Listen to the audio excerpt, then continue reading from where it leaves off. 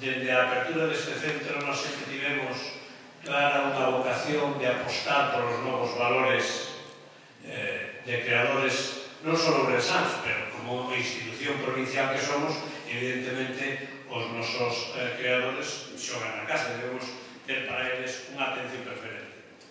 Un dos exemplos é unha das primeiras iniciativas que emprendemos aquí foi a creación do certame de artes plásticas de Educación de Ourense para artistas menores de 30 anos, porque entendemos que os novos son os que necesitan máis o apoio, os que necesitan máis o impulso dunha institución, posiblemente.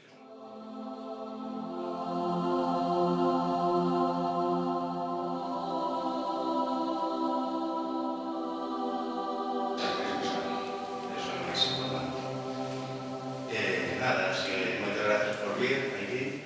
Espero que os guste. Calquera duda ou calquera pregunta da exposición, aquí estoy para lo que querades.